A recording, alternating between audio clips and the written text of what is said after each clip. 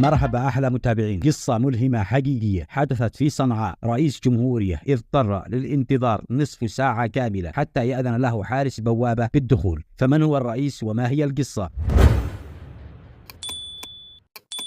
في أحد الأيام وعند الساعة 9 صباحا وقف رجل يقرع بوابة مدرسة سيف بن ذي يزن في العاصمة صنعاء. سمع الحارس تلك الطرقات وفتح ليعرف من الطارق، فوجده رجلا متوسط العمر والبنية يلبس بدلة طقم ذات أكمام طويلة ويبدو وجهه المبتسم مألوفا. وقبل أن يحاول الحارس تذكر صاحب هذا الوجه بادره الطارق بلهجة رجل يقدر قيمة الوقت وقال: السلام عليكم يا عم، لنا طالب عندكم وقد ادوا لنا استدعاء ولي أمر، وهذا أنا حضرتك ولي أمره.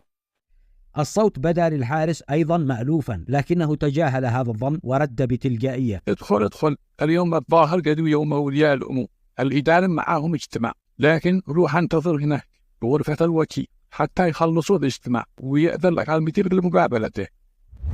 لم يرد الرجل وتوجه مباشرة لحجرة الوكيل الفارغة بهدوء، وهناك جلس ينتظر. وبعد مرور ثلث ساعة أو أكثر قليلا انتهى الاجتماع. ناداه الحارس ليدخل الإدارة وانصرف هو راجعا للبوابة، لكنه لم يكد يبتعد عن الإدارة بخطوات حتى سمع من خلفه صوت المدير وينادي: تعال بسرعة، روح لهم للمدرسين والطلاب وقول لهم المدير أمر يخرجوا الآن الساحة بأسرع وقت، وارجع هات لي الوكيل والمدرس العربي بسرعة، الرئيس بيزورنا. رئيس ايش؟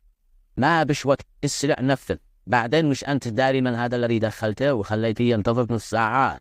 رد عليه بعفوية: والله ما لي علم، هو قاعد. قاطعه المدير بلهجة حازمة: خلص مش وقته، يفعل ما قلت لك بسرعة. مضى الحارس وهو لا يفهم شيئا. لم يعلم أن ولي الأمر الذي أدخله لم يكن ولي أمر أحد التلاميذ فقط، إنما ولي أمر اليمنيين الرئيس إبراهيم الحمدي.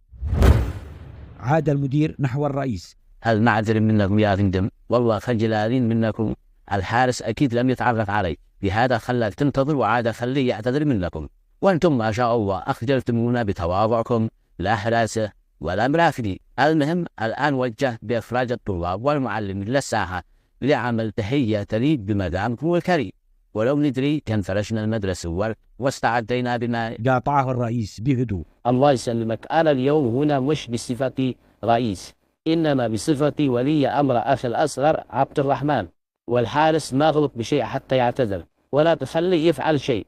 وأضاف وهو يخرج ورقة من جيبه: الحقيقة أمس أخي عبد الرحمن أحضر معه ورقة حق استدعاء أولياء الأمور، وهو سلمها لي، وقلت بما أني ما عندي اليوم عمل كثير